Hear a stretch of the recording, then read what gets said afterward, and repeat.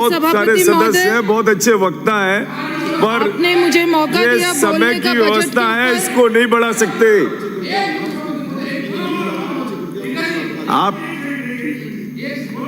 आप बोलिए, आपका समय प्रारंभ है, आपको 10 मिनट बोलना है।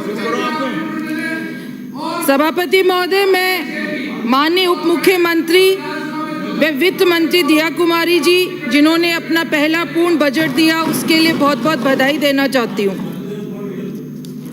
सभापति महोदय, सरकार जब बजट रखती है तो वो पूरे साल का एक तस्वीर होती है कि किस तरीके से सरकार राज्य के अंदर काम करेगी, क्या नीति लेकर आएगी, किस तरीके से बजट के अंदर जो काम दिए हैं उसको क्रियान्वित करेगी।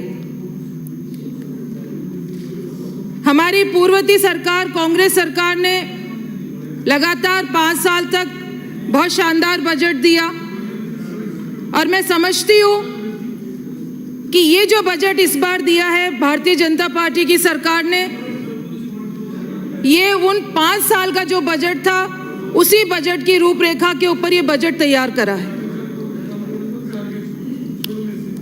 मैं कुछ बिंदुओं पे बात करना चाहूंगी सभापति महोदय, क्योंकि हमारे बहुत से साथी बोल चुके हैं। मैं स्वास्थ्य के बारे में बात करूंगी।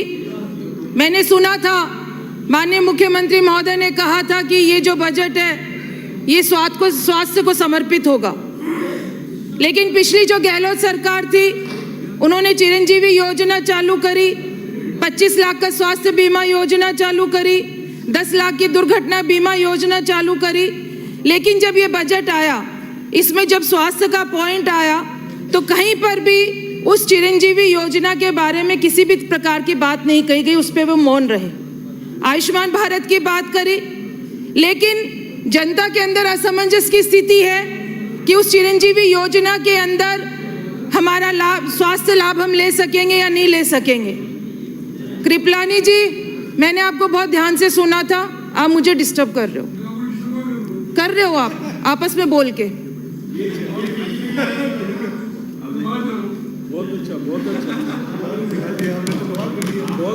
हम जब स्वास्थ्य की बात करते हैं, मैंने देखा बजट के अंदर बहुत सारे आपने अस्पतालों को क्रमोन्नत करा, सब सेंटर दिए, पीएससी खोली, सीएचसी खोली, उसको मॉडल के रूप में भी ला रहे हैं आप, सीएचसी उपजिला अस्पताल आप बना रहे हैं। लेकिन जो वर्तमान के अंदर स्वास्थ्य के अंदर ढांचा है, गाँव के अंदर हो चाहे शहरों के अंदर हो, हम लोग जब बजट लेके आए उससे पहले हमें देखना चाहिए था वहाँ पे डॉक्टर है या नहीं, वहाँ पे स्वास्थ्य करता है या नहीं। लेकिन आप लोगों ने भी घोषणा करी और उस घोषणा को अमली जामा पहनाने के लिए इस बजट के अंदर किसी भी प्रकार का बजटीय प्रावधान नहीं किया है।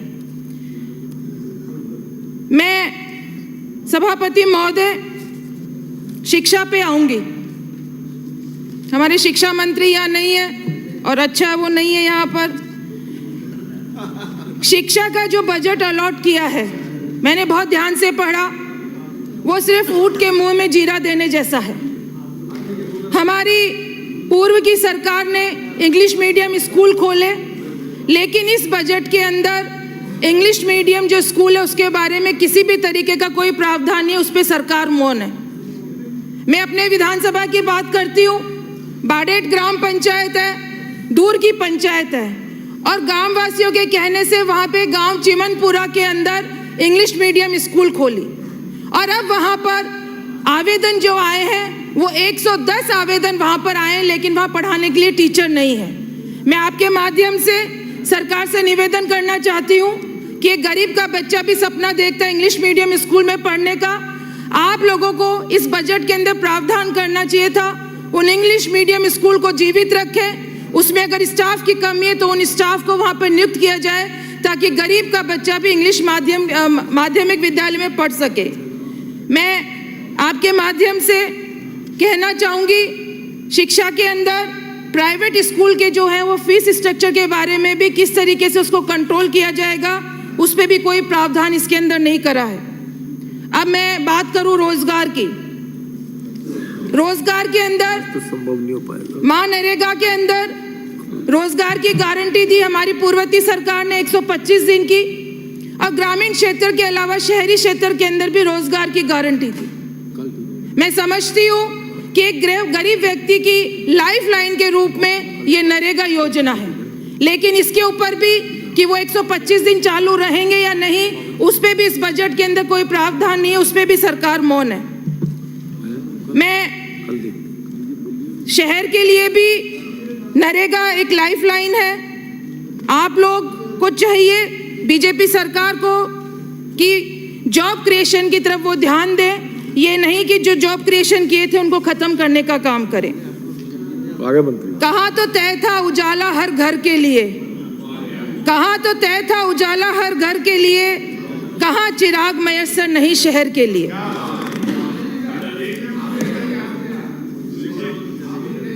मैं सभापति महोदय, युवा विकास और कल्याण के ऊपर इस बजट के अंदर बहुत कुछ कहा गया और मैंने उस पैराग्राफ को बहुत ध्यान से पढ़ा और इसमें चिंता जाहिर करी कि युवाओं के भविष्य के प्रति सरकार बहुत संवेदनशील है। और जब मैंने उस बजट में इस पॉइंट को पढ़ा तो मुझे बहुत खुशी हुई कि आप 4 लाख भर्तियां करने जा रहे हैं अगले 5 साल के अंदर। मैंने पूरा बजट पढ़ा और बार बार पढ़ा सभापति महोदय, मैंने देखा कि उस बजट के अंदर कहीं पे भी किस तरीके से नौकरी दी जाएगी, ना उसमें वैकेंसी का कोई अलॉटमेंट है, ना उसके लिए कोई बजट है, ना कोई प्रावधान किया। फिर मुझे एकदम से ध्यान आया कि ये बजट नहीं है, ये तो मोदी चालीसा पढ़ी जा रही है। और मोदी चालीसा, क्योंकि चालीसा हम पढ़ते हैं, गणेश चालीसा होती है, हनुमान चालीसा होती है, उसके अंदर ईश्वर ने, हनुमान जी ने, गणेश जी ने अपने जीवन में क्या क्या बड़े काम किए उस चालीसा के माध्यम से पढ़ा जाता है। सभापति महोदय, मैं 5 मिनट लूंगी, मैं अपने आप बैठ जाऊंगी, मैं अपनी बात खत्म करके। उसमें आपको समाप्त करना है।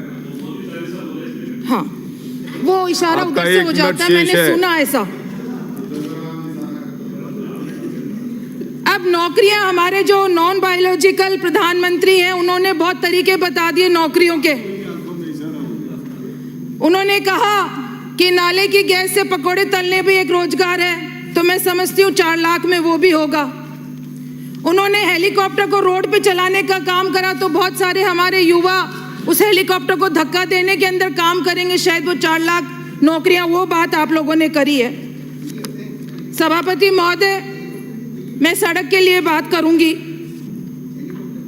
जो अंतरिम बजट दिया था, 4 महीने का लेखानुदान पास किया था, हमारी वित्त मंत्री ने उसके अंदर 5 करोड़ की सड़क की